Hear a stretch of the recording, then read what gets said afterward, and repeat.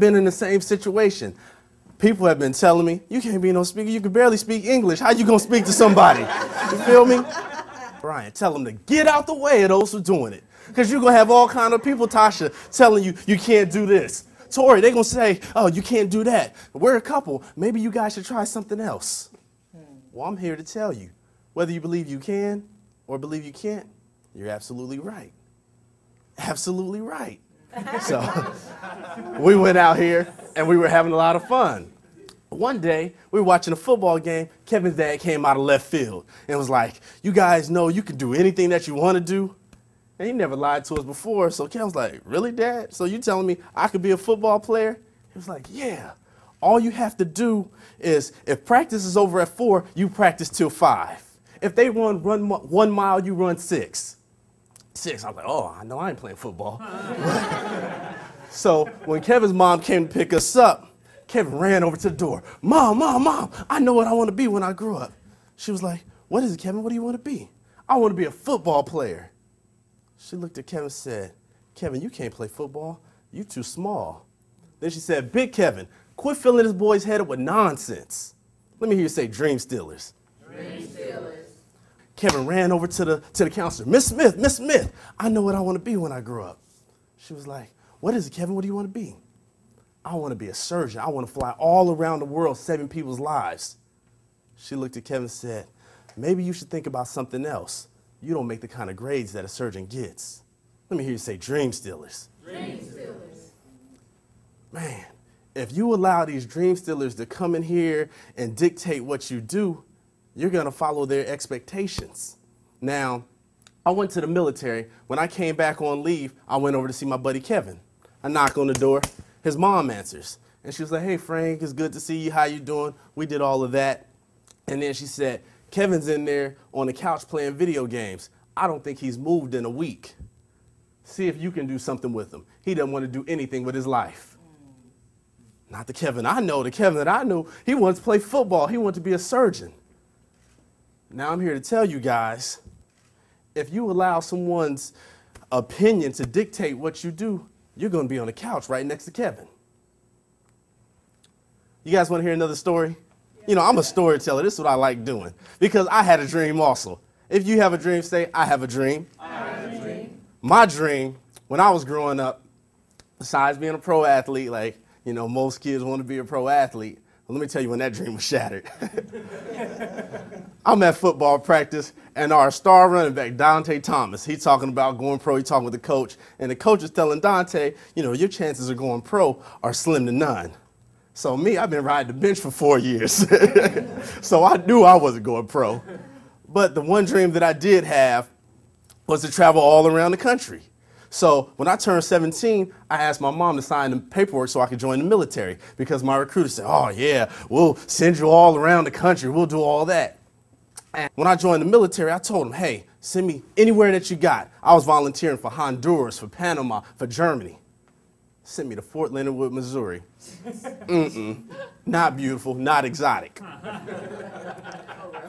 Anybody here from Idaho? Brian, they sent me to Idaho. The only thing exotic in Idaho was me.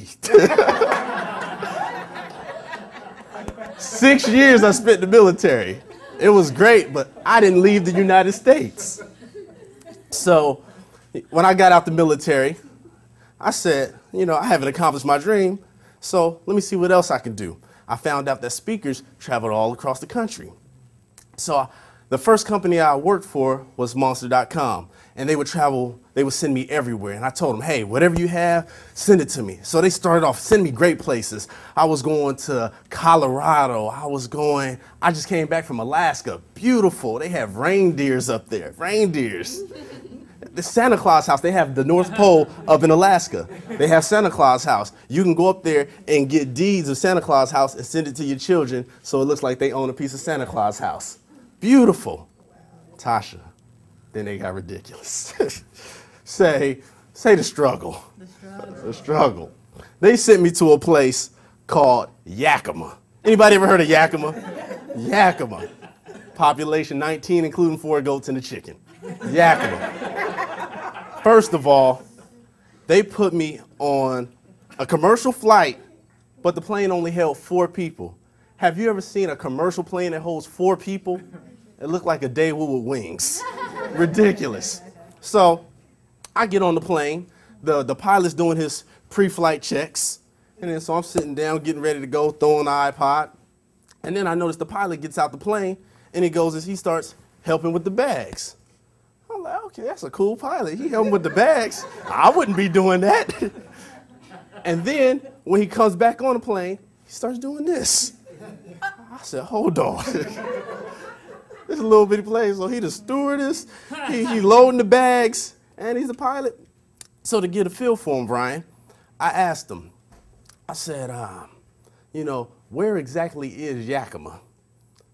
He had the gall, the nerve, the chutzpah to tell me, I don't know, but we'll find it. I lost my mind. And then I started thinking, I said, I got all kind of things running through my mind. So I remembered that the principal told me, hey, Frank, be careful because it's snowing out here. And at the time, I was like, why do I need to be careful? I'm not flying. If I only knew. I'm on the plane, and we're flying. Everything's going okay. But remember, we're on a Daewoo with wings. That snow started hitting that plane. We bouncing around. I jump up. I start yelling. I'm like, can't you fly any higher? Can't you fly any higher? He says, sir, this plane doesn't go that high. And then I said, then forget it. Take me home. Take me home, Hal. He said, sir, you need to calm down. I said, I ain't calming down. And then he said, sir, if you don't calm down, I'm going to have to detain you. Then he showed me his pistol and said, I'm the air marshal too. Oh, my goodness. So I get in my seat. I'm sitting on there. I'm crying and everything. Got snot running down my face. I'm in the fetal position because we going to some place called Yakima. He got a pistol. I don't know what's going to happen. So I'm sitting in there crying. I swear to you, it was just like the movies. When we landed, I hit the ground. I'm like, oh, Lord, thank you, thank you, thank you. It's freezing outside, freezing in Yakima. I got a suit on just like this. Sweat all through my suit. Pants was wet. Pants leg, all of this was bad. So when I make it back to the hotel, the next morning I get up, I'm fired up for my presentation. I almost died for this presentation. I'm ready to go. I'm like, yeah, they ain't ready for this. They ain't ready. I'm gonna knock this one out the park. So I go and meet the principal. He's like, you ready, Mr. Brown? Of course I'm ready. I'm ready to do this. He said, great. Let me introduce you to your interpreter. We only have 6 people who speak English. Oh, the struggle continues.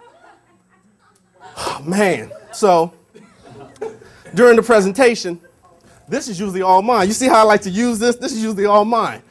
I'm over here in the corner. The interpreter's there. He's doing his thing, and I'm feeding him my lines. Now, I know he's messing them up because I used to have a gold teeth company called $1 Million Smile, and I told him that I sold gold grills. He's telling them that I sell expensive barbecue pits. I'm like, what's going on? So eventually, this was only about 5 minutes. I couldn't take it anymore. I hit play on the CD player, and I got up there. The song came on. Boom, boom, boom, boom, boom. Electric. Because I don't care what language you speak. Everybody know this song. Everybody know how to do this dance. So I'm doing my thing, and then, the principal came down. He started dancing with me. The crowd came down. He started dancing. Say the victory. That was one of the best presentations I ever had. And guess what? Yakima beautiful. There's some nice places around Yakima. I went somewhere beautiful. I went somewhere exotic.